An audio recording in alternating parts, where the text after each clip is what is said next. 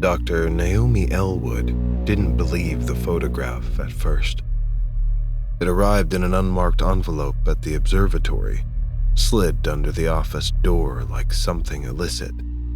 No return address, just one print, a grainy high-altitude shot of the Horsehead Nebula. Not remarkable until she looked closer. Someone had altered it. A faint overlay like a signature burned into the black hovered just beneath the cosmic dust. A grid of 9 sharp lines intersecting at strange asymmetrical angles. Almost like a glyph.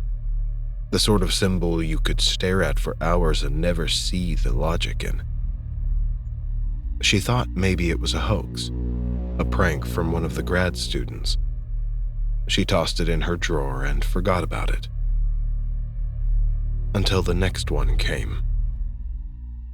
This one wasn't a nebula, it was Earth. More precisely, the Pacific Ocean, Midway Atoll. Photo taken from near orbit, cloudless and perfectly calm. Except the same symbol was etched into the water, or appeared to be. Light, shadow, something unnatural in the wave pattern.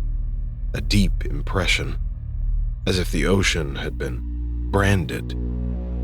There was a note this time, just 2 words printed in a typewriter font. Get ready.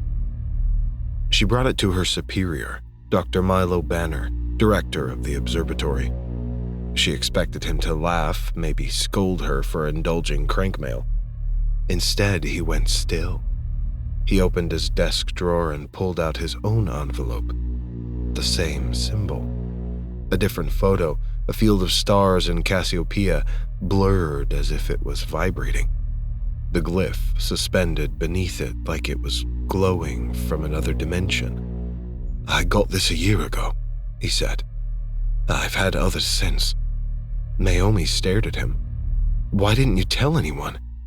He looked her dead in the eye. Because every person I showed disappeared.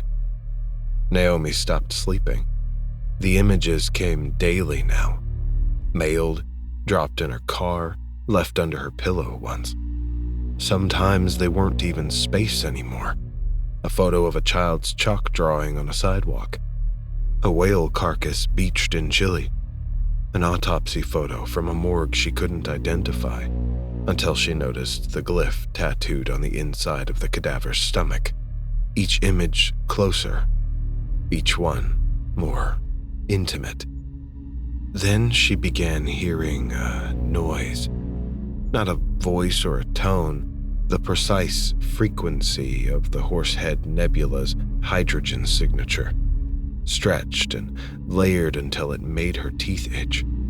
It was coming from her telescope. She drove to the observatory alone. Midnight. No lights on, no cars in the lot. She keyed in the override. The main telescope had already moved. Fully automated, it had realigned on its own. Once again, aimed at the Horsehead. She looked into the eyepiece, and there it was. The glyph again. But it was no longer beneath the dust. It was emerging from it, like something rising. She backed away, and that's when she noticed Milo. He was standing against the far wall, motionless. His shirt was soaked with something thick and dark. His hands dangled at his sides. Something had been carved into his arms, shapes, lines, and circles. His jaw unhinged, and something came through him. It wasn't a creature that emerged, it was geometry made wrong, folding inside of itself a lattice of angles too cruel for physics. The telescope shattered and the walls groaned. Naomi screamed, but no sound escaped her mouth. The frequency was inside her now, rewriting every cell.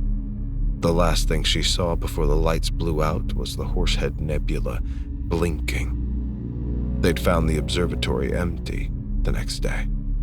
The telescope was melted.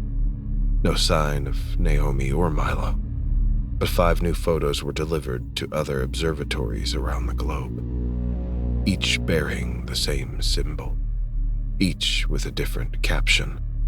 The one sent to the Vatican read, "Open Sky." The one to NASA, "The door is half." And the one sent to a deep-sea probe off Japan's coast, attached to a sonar map of a trench that didn't used to be there. "We are already on the other side."